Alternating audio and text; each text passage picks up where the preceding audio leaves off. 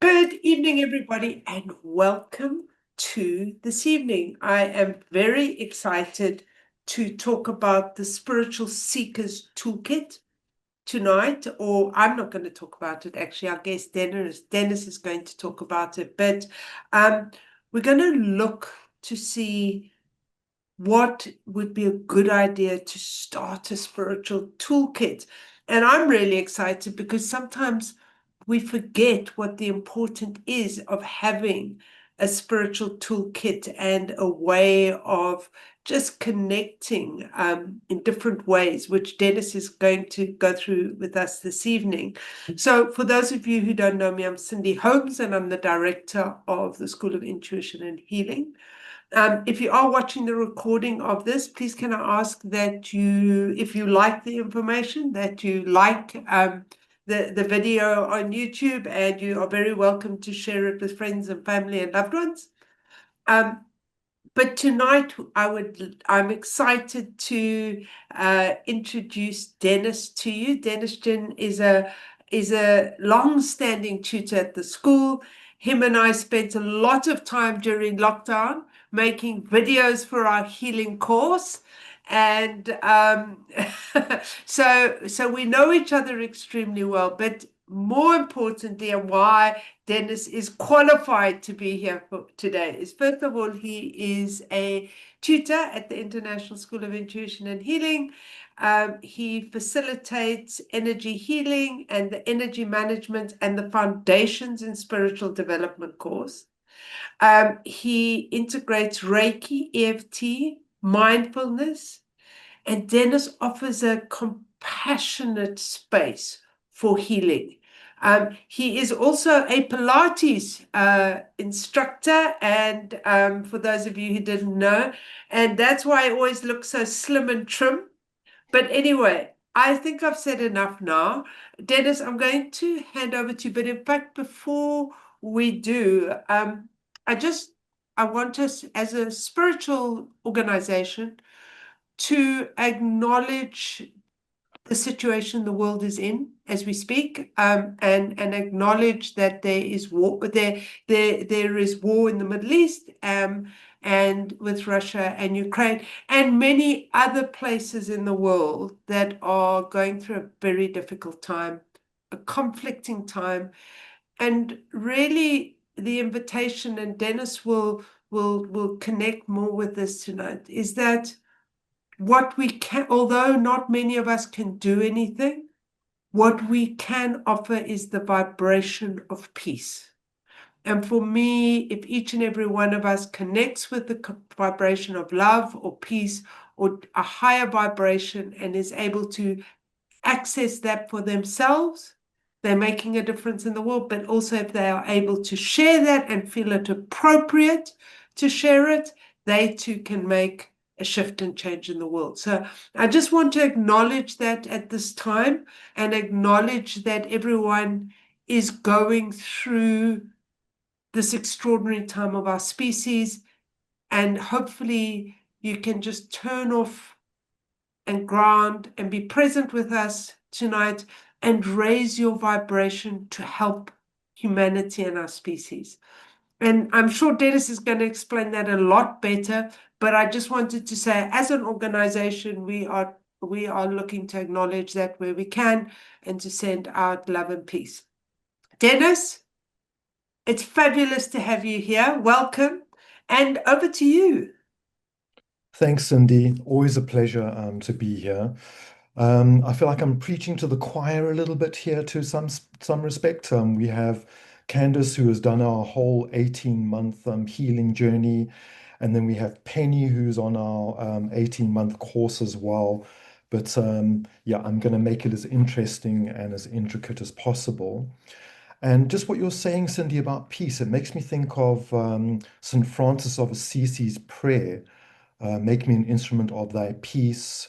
Where there is hate, let me sow love. So I think we should weave that into our spiritual practice tonight. And I'm going to take that one step further. I'm going to open our evening, once I've just explained what we're going to be doing tonight, or on this masterclass. I'm going to open up our session with a beautiful Vipassana Buddhist insight, peace, and loving kindness exercise.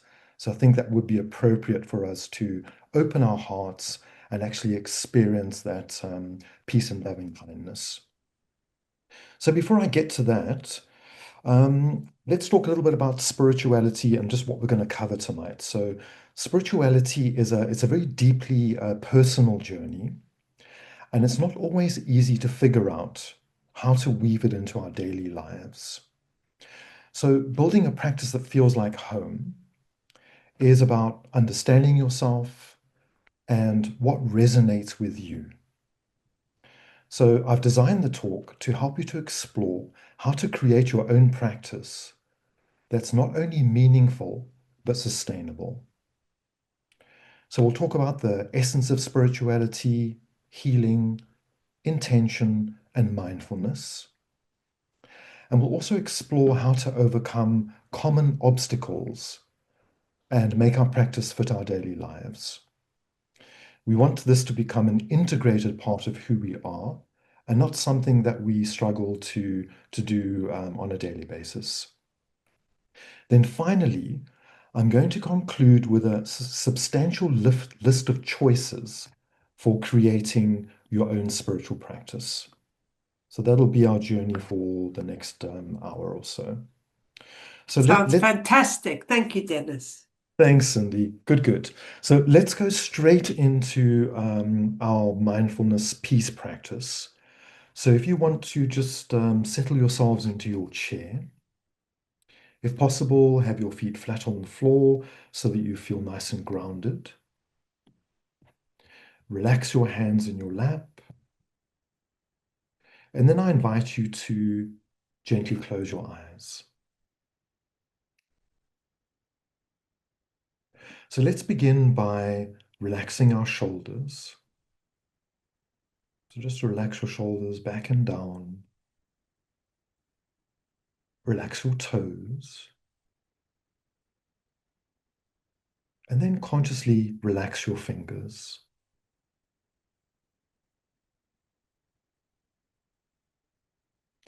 Then take your attention to your breath, where your breath enters and exits your nostrils. Just focus yourself there for a moment. You might notice that your in-breath is cool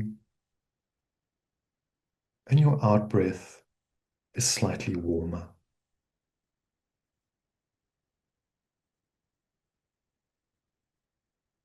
And then begin to slow your breathing down somewhat.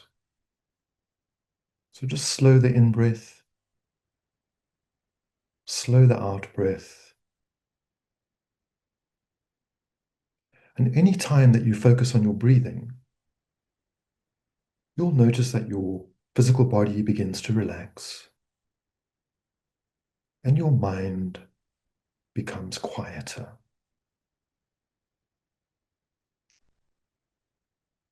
Then bring your attention to your heart center, located in the center of your chest, also known as your heart chakra. And as you focus on your heart center, begin to direct loving kindness to yourself. So begin to feel compassion for your own struggles and your sorrows. Try to open your heart to your pain and your challenges.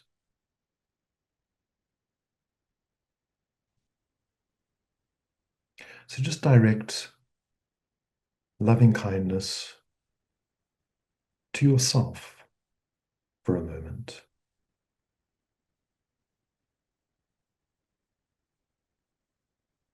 And then bring up an image of yourself as a very young child and get a sense of how you naturally loved those around you at that time. Remember how you just naturally and easily loved life and those around you, anything from an animal to an insect to a person. And then feel your heart opening further to all the experiences of your body, to your feelings right now, and even to your thoughts about your life. Hold all of those aspects in compassion.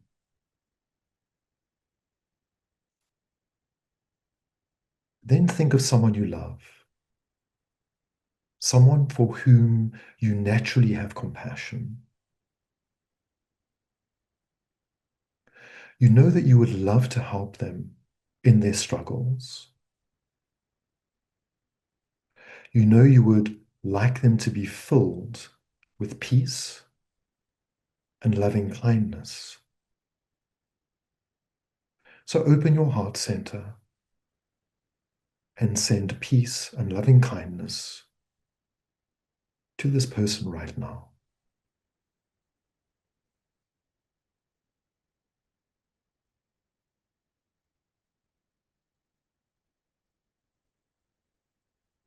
And then open your heart a little wider to include other loved ones, family members, and close friends, and wish for them to be happy and filled with peace and loving kindness.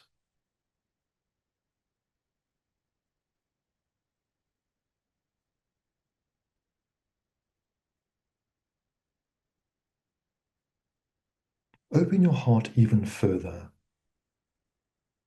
to include your neighbors and your community, wishing peace and loving kindness for them too. So just think of suspending any judgment, any stories around them, and just for now, send pure peace and loving kindness.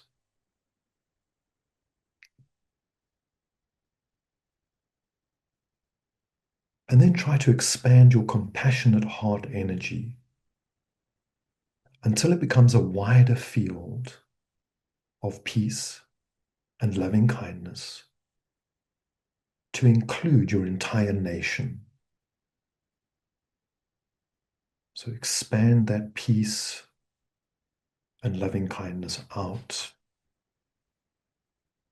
in a very wide manner.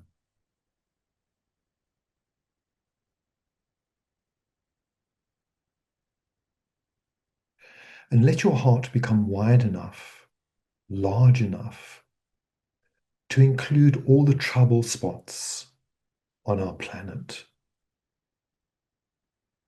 Think of sending peace and loving kindness to all those places of war, tragedy, and hurt.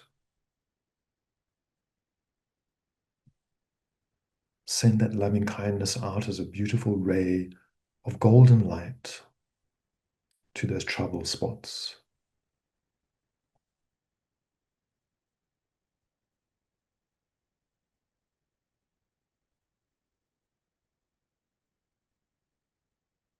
And then picture the earth as a whole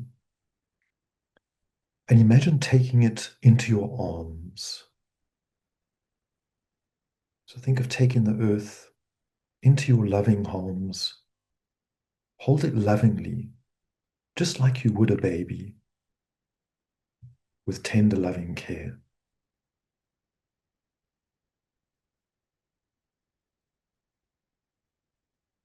And as you do this, wish for peace on earth.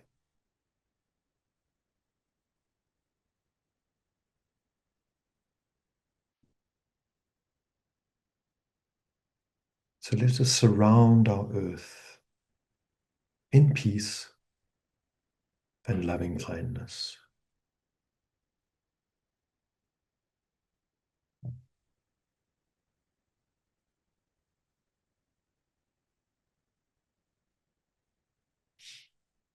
And then we slowly return to waking normal consciousness. So feel your feet flat on the floor. Feel your hands in your lap. You might wiggle your toes, wiggle your fingers. And when you're ready, you can open your eyes.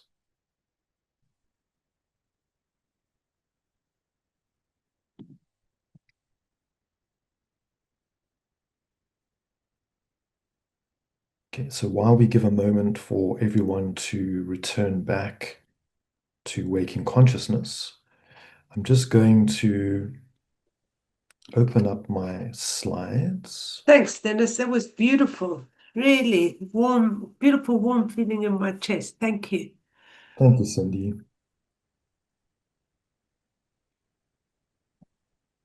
Okay, so let me just open up. I'm just going to open up my slideshow.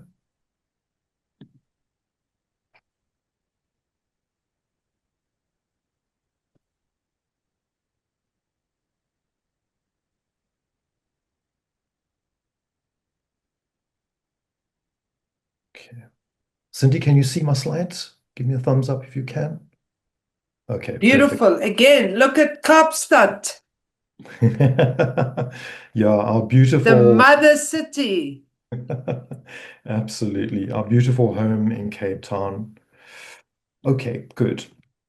So this is our spiritual seekers toolkit, and we're all about building a daily practice that feels like home for this masterclass. Right, so let's start with defining spirituality. So getting an idea of what spirituality actually is. So it's definitely a search for a deeper connection. So a deeper connection to, let's call it divinity as an overriding factor. So your take on divinity might be God, Allah, Source, all that is. The beautiful thing about a deeper connection is that you can define your own connection to divinity. And then spirituality provides meaning, purpose, and inner peace to your life. So whenever you tune into your spirituality, you gain these aspects. When it comes to purpose, I like to think of Eckhart Tolle, who wrote The Power of Now and other books. And he spoke about two purposes. So our main purpose is soul growth. And our secondary purpose changes and morphs as we grow and develop through our life. So the main purpose is soul focus or soul development. And your second purpose can be your family and children at one time in your life, can be your work, can be your art, anything that gives you meaning in your life and gives you a reason to get up in the morning. When it comes to soul growth, Neil Donald Walsh, I know Cindy's very close to Neil Donald Walsh in her heart. So Neil Donald Walsh says that your soul purpose is synergy, harmony, glorious expression, and expansion. So I've always loved that statement of Neil Donald Walsh when it comes to your soul expression and your soul purpose. Then the other lovely thing about spirituality is it's not tied to any religion. So on our courses, we have Christians, we have Buddhists, we have all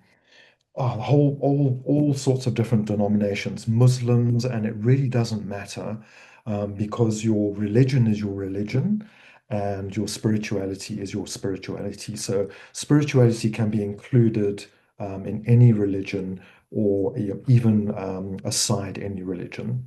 So that's the beauty about that. Then there's personal interpretation of the rules in italics. So you actually get to make the rules of your own spirituality. And the two best ways of doing that are to follow your heart.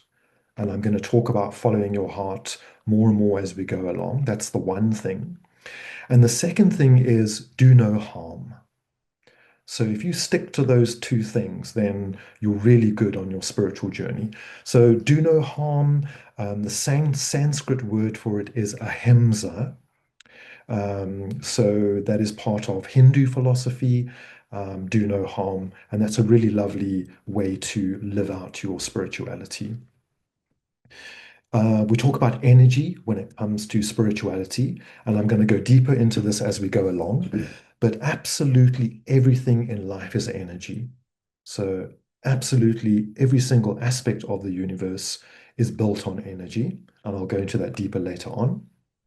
And then your spirituality, it's a journey, not a destination. So you get to stop and smell the roses as you go along. It's patience is key with spirituality. Spirituality can be very frustrating. It does take time, and patience is absolute key when you work with your spirituality. And then lastly, you need to learn to trust the process. So trust is a big facet of spirituality, but it's a learned thing. And you learn trust as you go along. You learn trust as you connect to the divinity within you. So all of those spiritual experiences help you to build trust. Good. Then healing is a practical extension of spirituality. So I come to learn that very strongly in my practice. And I'm going to give you a couple of reasons why. So healing is actually a byproduct of aligning yourself with your higher self or your soul self and your spiritual truth. So that's the beauty of living a spiritual life. You actually get to heal different aspects of yourself as well. So you'll find more peace, you'll find possible physical healing, emotional healing, mental healing, and that's all a beautiful byproduct of living out your spirituality. Then taking healing further, it's a restoring to balance of your physical, mental, emotional, and spiritual aspects of self. So that's where healing and spirituality tie in very, very well. And healing is more than just a recovery from illness or trauma. It actually goes much further than that. You get to raise your vibration. Spiritual practices open your heart, improve your relationships to yourself and others. And it also becomes long term as well. So that's another great thing about that. You get to create harmony between yourself and others and between your surroundings. So when you just take your focus off of yourself and more onto others and onto divinity, you'll find that it lessens your load. So you can find solutions easier. It gives you a higher perspective to your problems, and it just really helps your life to work so much easier. Then a daily spiritual practice maintains your well-being long term. So we're going to talk about that more later on. But it's really good to practice your spirituality daily, and then you start to see the benefits over the long term.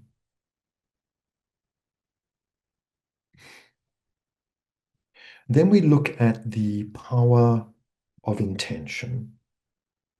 So energy follows thought, and whatever you set your intention on and focus on with strength and clarity for a certain period of time, then you can bring about different things in your life. So setting intention is a way of giving yourself direction and purpose. It's kind of like setting goals in a way. So if you were to use the power of intention on a daily basis, you could ask yourself these three questions at the beginning of your day. What do I need today as part of my spiritual practice, for instance? What aspect of myself do I need to nurture? Okay, so when we nurture ourselves, we can be there for others in a much stronger way. And what can I bring into balance? So when you live a spiritual life, you'll find that there's less drama in your life, and your life becomes more balanced and easier to navigate. Okay, then we move on to thinking about beliefs. So you can use the power of intention to change any beliefs in your life. So when we talk about beliefs, I've learned from one of my spiritual teachers that beliefs are not wrong, beliefs are not right, but also beliefs are not real. So although beliefs can be very deep-seated and can be quite tough to change, they're actually learned constructs. So they come from somewhere, they started somewhere. Perhaps they started in childhood, maybe at school, maybe with your guardians or by your parents or your friends, but all beliefs are learned. So they're kind of long-term habits of thinking. And with intention, and with enough need and want, you can change the trajectory of your beliefs. Let's choose something simple. Let's say you believe that you're no good at art. Okay, just something simple out of the blue. So you believe you're no good at art. Where did that come from? Possibly at school when you were very excited about drawing some beautiful stick figures of your family and a house, and someone derided that and said it looked very childish and no good. So that was one instance, then more and more instances until you come to believe that you're no good at art. But what if you want to change that belief? Then you can start setting your intention to change it. And you could say, I'm going to make artwork part of my spiritual practice. So perhaps I'm going to start by going to art therapy. So you go to art therapy and you do some art where it doesn't matter what the outcome of the art is. It's more the process of what you're drawing and writing and the symbols you're bringing up. So once you start healing that aspect of yourself, then you might decide, I think I'm going to join a community of people that do art. So you join an artist community, and there you learn about colors and you learn about different art mediums, and you learn about it's the expression that's important, and you learn that it's the journey that's important, the peace that you feel when you are focused on your art and doing your art. I know Candace would definitely uphold this for me because I've seen some beautiful mandalas and artwork of hers as therapy for sure. So I just thought of that off the top of my head now, Candace. So there we go. But you can change your belief that you're no good at art by setting the intention and then following the process of where the universe guides you, because the universe will guide you once you set your intention. Then you can also use the power of intention in affirmations. So whenever I think of affirmations, I think of Louise L. Hay. She wrote a book called You Can Heal Your Life in the mid 1980s. She worked with AIDS patients and with the medical fraternity, and she brought some beautiful affirmations on every sort of problem that you can have emotionally and physically and mentally. And she created affirmations for dealing with them. So an example of an affirmation could be, I intend to connect more deeply with my inner peace. So you could write that you could write that affirmation on some pieces of paper, stick it on your fridge, put it in your diary, and then work with it on a daily basis. So the affirmation, I intend to connect more deeply with my inner peace, is a good affirmation. But if you want to make it stronger, then you take out I intend to, and you make it I connect more deeply with my inner peace. And then that becomes a very powerful affirmation. So whenever you do an affirmation, you want it to be made as if it's already come about. So you always put it in the positive and you create it as if it's already come about. Good. Then let's move on to the next slide. Meditation versus mindfulness. So the reason why I put this here is um, I often hear a lot of people saying, and I have friends who agree with this very strongly, that they just cannot meditate and there's no time for meditation. So I'm going to look at ways to get beyond that in a moment. But if we look at meditation, yes, it does take time. You need a particular location where you can be quiet and undisturbed, and it does take effort. So we do need time for meditation, pardon me, whether it's 15 minutes or half an hour. So that can be a bit of a stumbling block. As some examples of meditation would be visualization, where you listen to a recorded visualization, which is actually really nice because then it keeps your attention focused.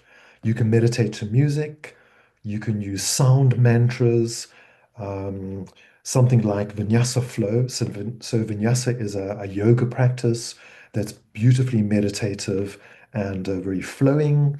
You can also do something like qigong. So when we talk about meditation, don't just think that you need to sit down and be seated in meditation. You can do walking meditations. You can also do meditations in yoga and things like Tai Chi or Qigong. Then mindfulness, as a different aspect of meditation. Mindfulness is a state of awareness that you can get into very quickly once you're practiced. So think of creating micro moments throughout your day. So little pauses of peace that bring you present in the now. So if you have no time for meditation, then there's absolutely no excuse for not creating little aspects of mindfulness throughout your day. And I'm going to talk a little bit about that later on. One practice of mindfulness is called Vipassana, which is what I opened our meditation with in a way. Vipassana it's a Pali word meaning to see things as they really are. So I know of quite a few people who go on Vipassana retreats, which is a 10-day meditation practice, and you literally sit down and focus on all your emotions that come up, all your feelings, all your thoughts. And the whole process is to see things as they are. So it's basically about developing stillness in the midst of activity. And that's why it's really good practice to do throughout the day. There's various different mindfulness practices that you can do. You can pause and breathe. You can tune into your senses. You can focus on the present. So a little bit more about that later. But the absolute best case scenario is to integrate the two. So on a daily basis, practice your meditation, but also practice your mindfulness. So if you can do a 15-minute meditation in the morning when you start your day, or if you're a late night person, end your day with a meditation, and then throughout the day, practice a little bit of mindfulness. Okay, more about that later. Then we move on to breath work as a practice. So breath work is integral to spiritual practice. And there's various different types of breath work. We're gonna do a little bit of breath work right now, but there's one practice called box breathing, and it's very simple. It's literally breathing into the count of four, holding your breath for the count of four, and then exhaling to the count of four. And then you would do 4 or 5 rounds of that breathing. And then what that does is it gets you to calm your mind, relax, become still, give your body a few moments to rest. And then when you step out of that little breathwork practice, you feel much more calmer and much more ready to deal with the stress of your day. So let's do this 4-7-8 breath practice right now. We'll do 4 rounds. It's very quick. It was developed by Dr. Andrew Weil. So Dr. Andrew Weil is he's a wellness practitioner, a doctor in America, and he runs an institute called the Center for Integrative Medicine. And he's written some beautiful books, one called Spontaneous Healing and another called Spontaneous Happiness. So he developed this 4-7-8 breath. So let me tell you a bit about it, and then we'll go straight into it. So you would start by exhaling completely through your mouth. Then we breathe in through our nose to the count of 4. As you breathe in through your nose, you expand your belly like a balloon, which is quite good because no one can see your belly right here, so you don't have to worry about how, how it expands. And then you hold your breath for 7 seconds to the count of 7. And then you exhale through your mouth for the count of 8. So it's breathing in through your nose for the count of 4, holding for the count of 7, exhaling through your mouth for the count of 8. When you exhale, you deflate that balloon that is in your belly. And it's as simple as that. So we'll do 4 rounds of 4-7-8 breath. So if you want to just once again settle yourself comfortably in your chair, relax your hands in your lap. I invite you to just gently close your eyes and then take a deep breath in. Exhale fully through your mouth. And then inhale for 1, 2, 3, 4. Hold for 1, 2, 3, 4, 5, 6, 7. Exhale through your mouth for 1, 2, 3, 4, 5, 6, 7, 8. Inhale for 1, 2, 3, 4. Hold for 1, 2, 3, 4, 5, 6, 7. Exhale for 1, 2, 3, 4, 5, 6, 7, 8. Inhale through your nose for 1, 2, 3, 4. Hold for 1, 2, 3, 4, 5, 6, 7. Exhale through your mouth for 1, 2, 3, 4, 5, 6, 7, 8. Last round. Inhale for 1, 2, 3, 4. Hold for 1, 2, 3, 4, 5, 6, 7. Exhale for 1, 2, 3, 4, 5, 6, 7, 8. Take a deep breath in. Exhale fully.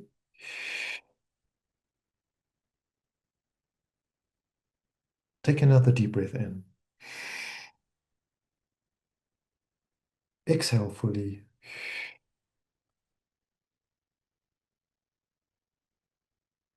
And that was your short and sweet mindfulness breath practice. Good. Then we move on to challenges to regular practice. So perhaps lack of time or energy. So if you don't have the time, you can try mindfulness instead of meditation. If you don't have the energy, then just convince yourself that whenever you go to gym when you don't feel like it, you feel so much better afterwards. Whenever you don't feel like doing your yoga practice, you just get onto your mat, you feel so much better afterwards. So just convince yourself, even if you don't feel like it, show up and give it a go. You'll feel so much better afterwards.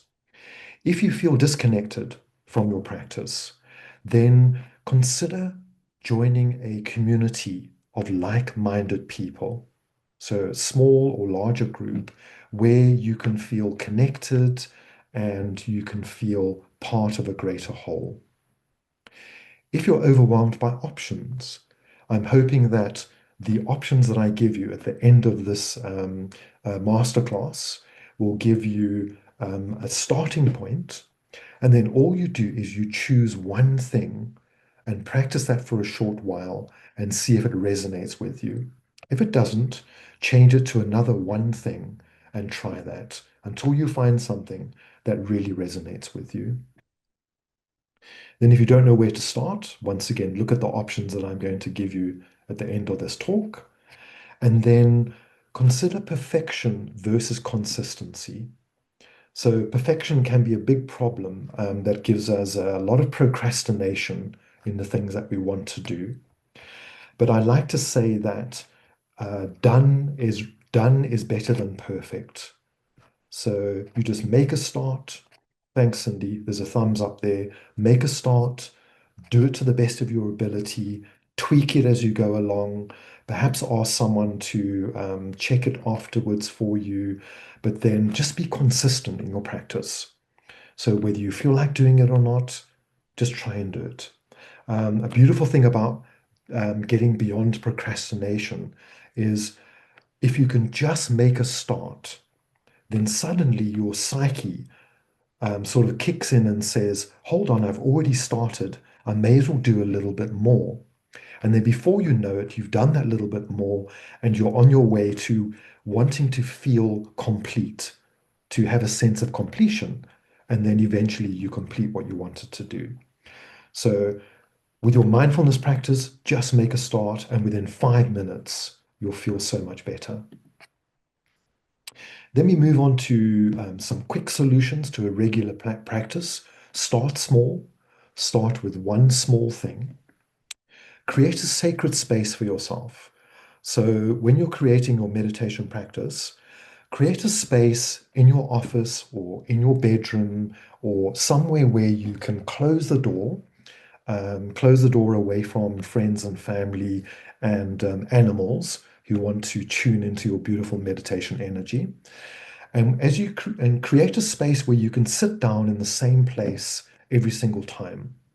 And what happens is, as you sit in that place over time, your subconscious mind and your consciousness, as soon as you sit down after a period of time of doing it, then your mind suddenly comes to the party and thinks, okay, now we're going to have a relaxed meditation period right now.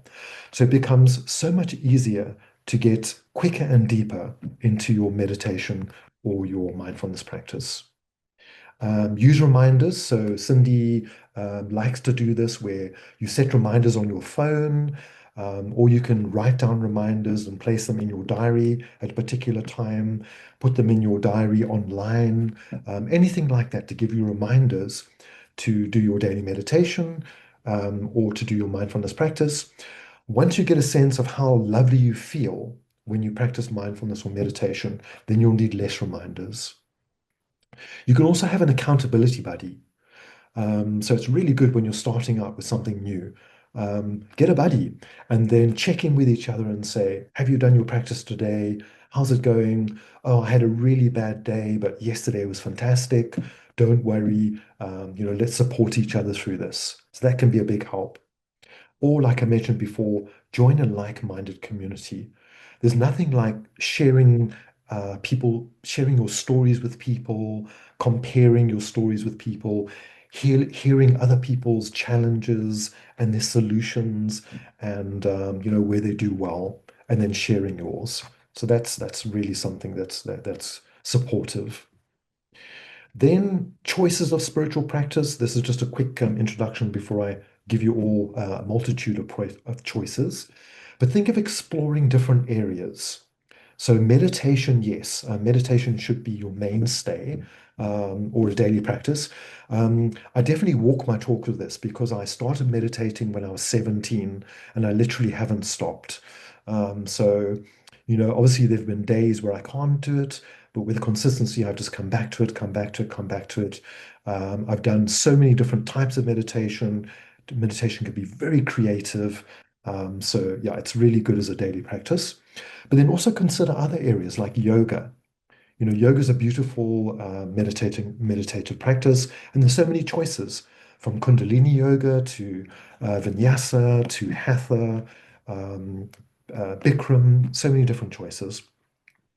Prayer or chanting, that's a beautiful spiritual practice. Never underestimate the power of prayer. That's why it's really good for us to pray for trouble spots around the world. The more people that pray, the more the vibration is raised, the easier and quicker we'll get to peaceful states. Journaling is a beautiful part of your spiritual practice. So if you document your feelings, your emotions, if you document your meditation practice, you document beautiful passages that you read, quotes, over a period of time, you'll be able to see your journey. And that's a really wonderful thing to do. I think off the top of my head, I probably have 40 journals that I've written up over the years, and I can go back to 1980. I'm not Probably shouldn't admit this, but I can go back to say 1982 and see where I was then and what I was struggling with and what I wanted to learn and who I wanted to be, and I can see where I am now. Art is a beautiful meditation practice. I mentioned that before. Walking in nature. So when we communicate and tutor with our students, the one big thing that they talk about that really gives them joy is getting into nature, whether it's walking, swimming, just communing with nature. Okay, trust your path. So when you start opening up your heart, you start learning to trust your own intuition. You start seeing the guidance that you are given by the universe as you walk your path. It's a very beautiful thing to see. Action generates guidance. So you just need to take that first step and then take the next step and then take the next step. And that action will generate guidance in your life.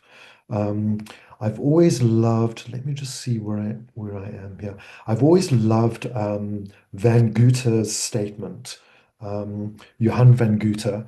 So he said, the moment one definitely commits oneself, then providence moves too.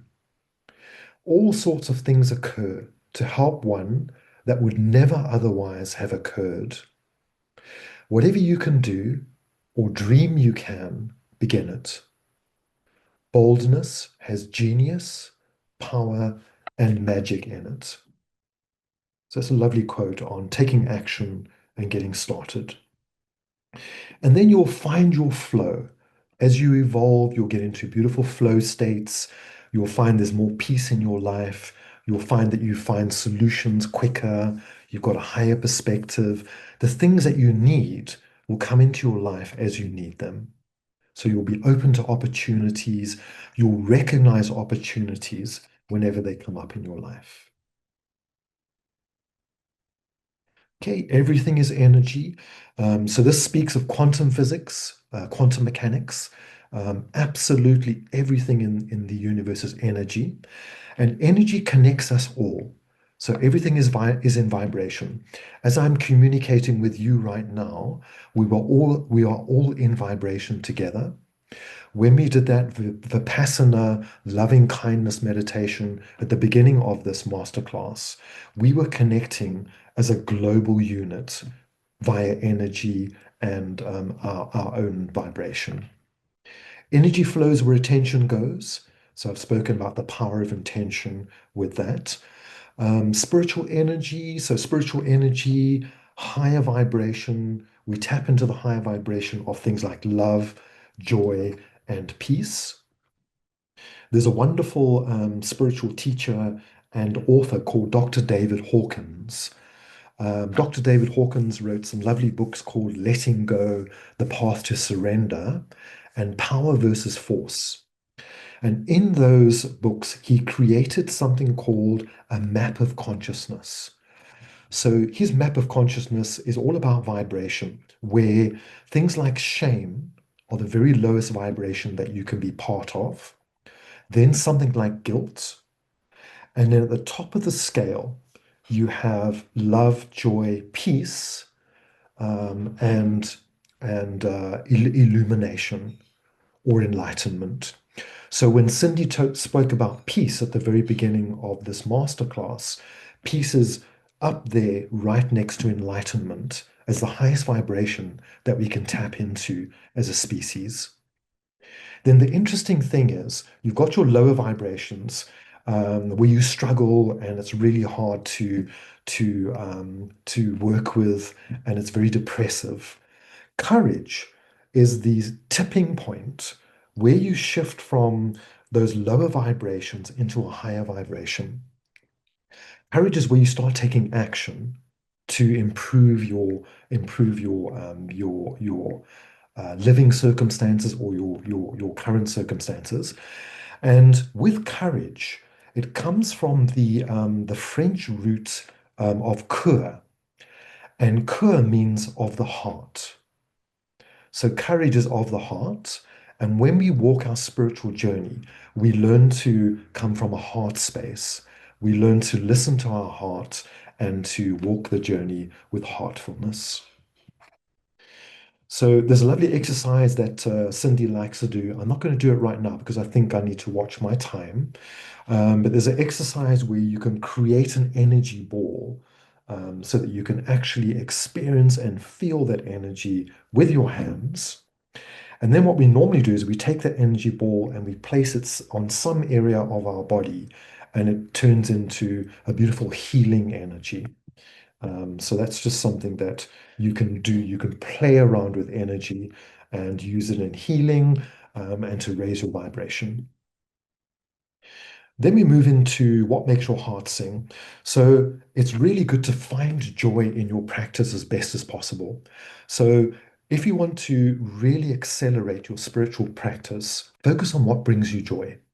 So if art brings you joy, then bring that into your spiritual practice.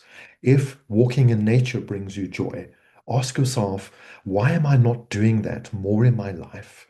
And let me do that to bring more joy into your life. If you like going to gym and it brings you joy, bring that into your spiritual practice. How can gym be a spiritual practice? Well, whenever you are exercising, it brings you into the moment, it brings you into the present moment.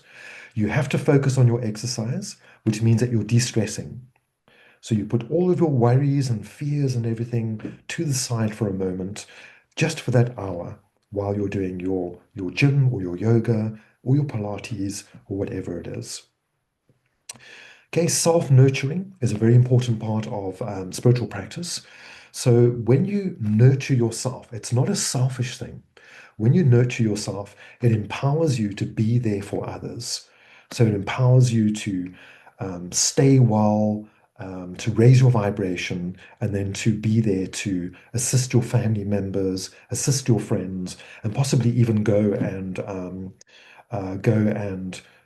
further out into your community and go and do some community work as well. So self-nurturing starts with you, but it expands all the way out into your community, into volunteering, whether that's with animals or people or what have you.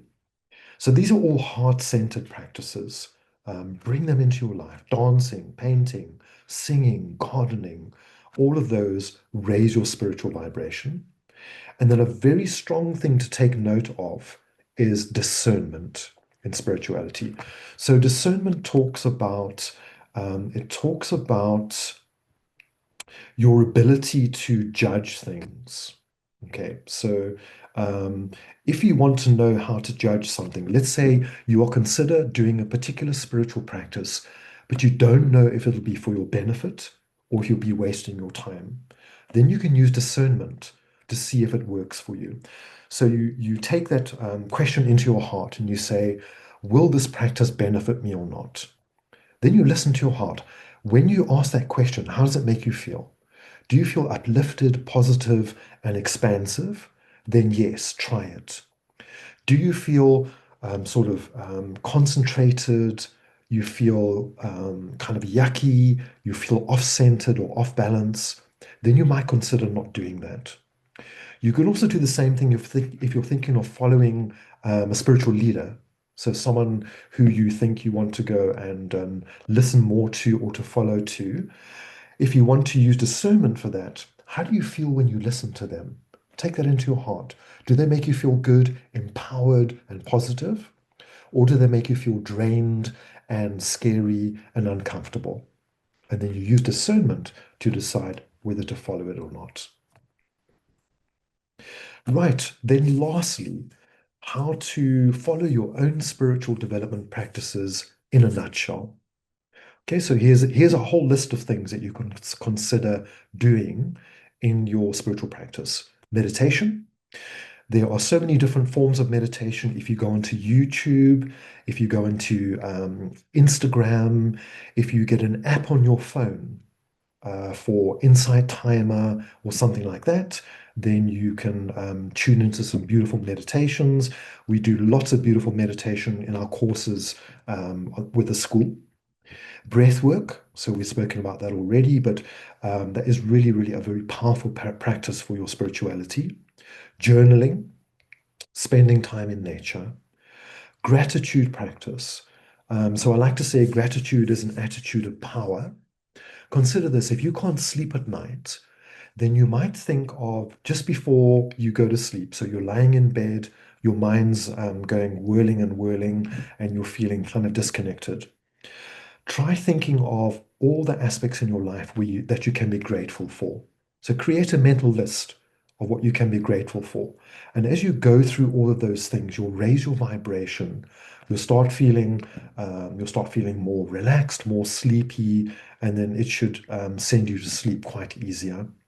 So it's a way of changing your vibration at the end of a busy day. Affirmations, we've spoken about that. Yoga and somatic movement. So, somatic movement is any movement that is beneficial for your mind, body, and spirit. So, yoga, Tai Chi, Qigong, Pilates, anything like that. Sound healing and music therapy.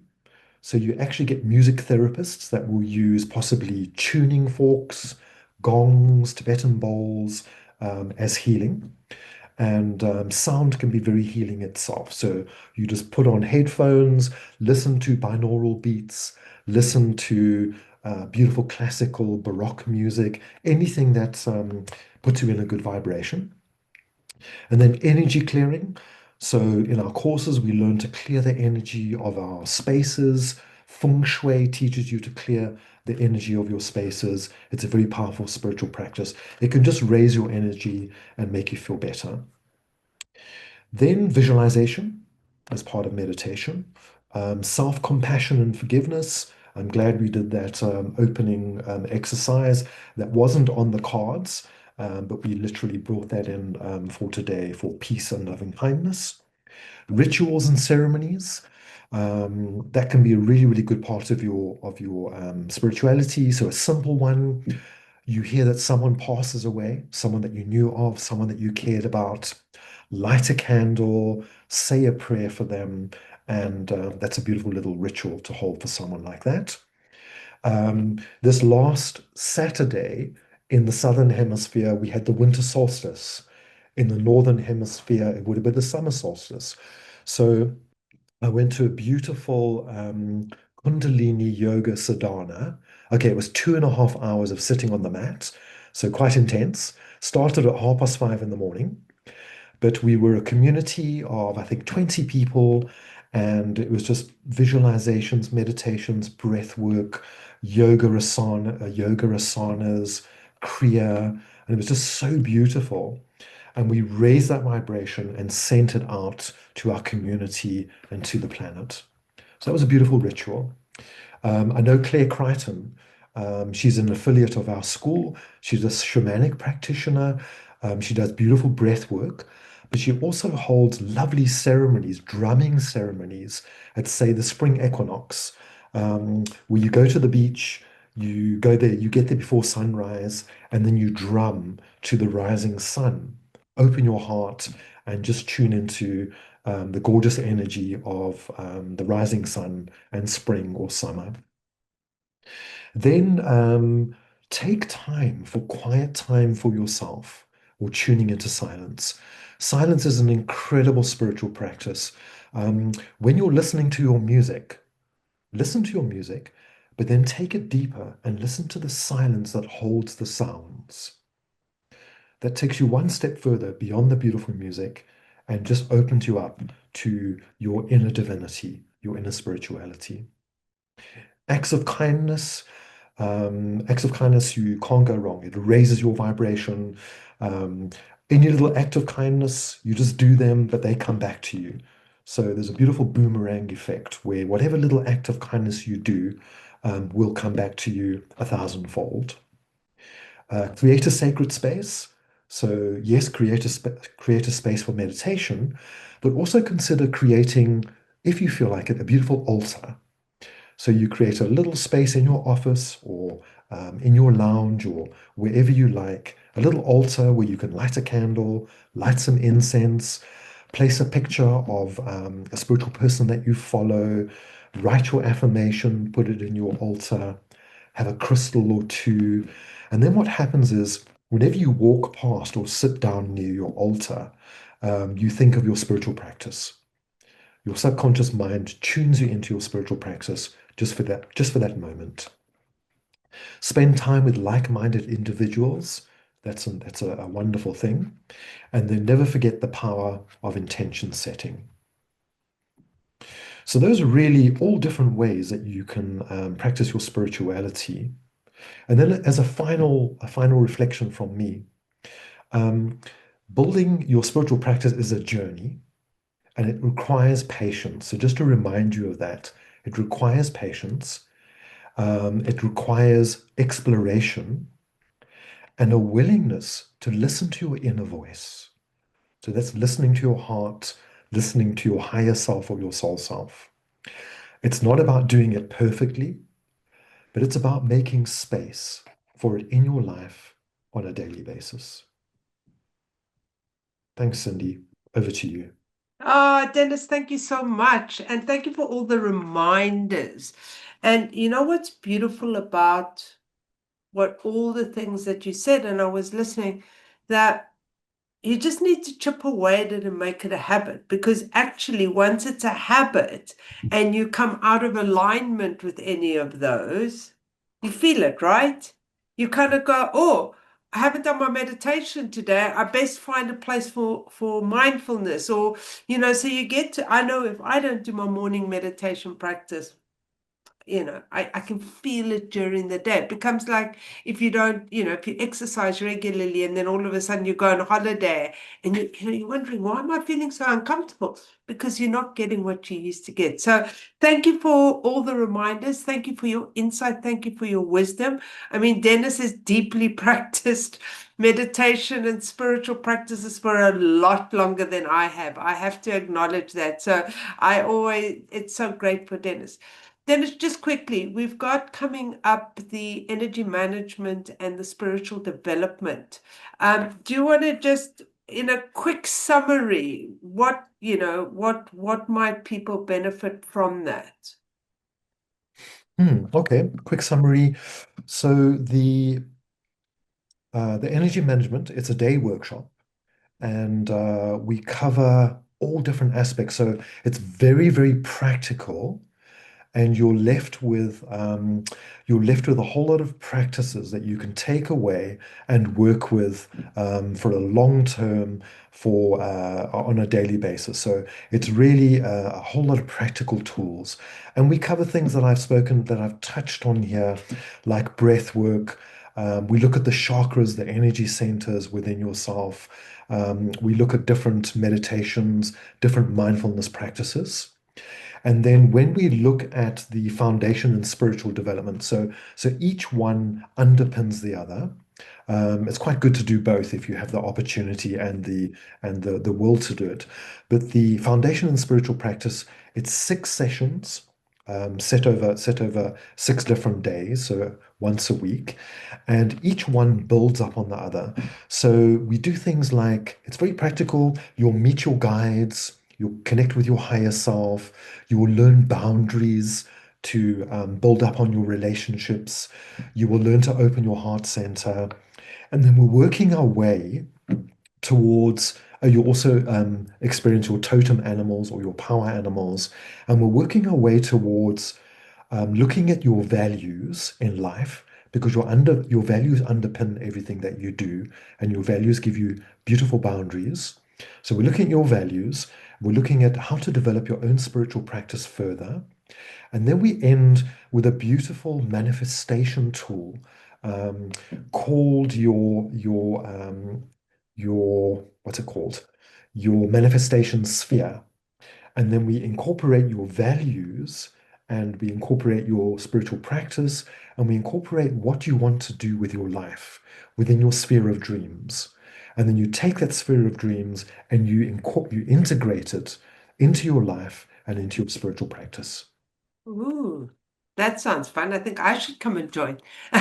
Anyway, there's a special that we've got, so we decided to call it the Solstice Special, where you can do a combo of the two. There's a massive discount on it.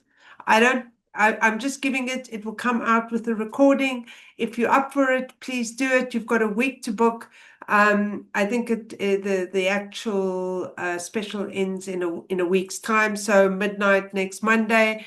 But I want to say a big thank you, first of all, to Dennis for all those beautiful sharings and your experience and your wisdom and your loyalty and your dedication to our community. Thank you, Dennis.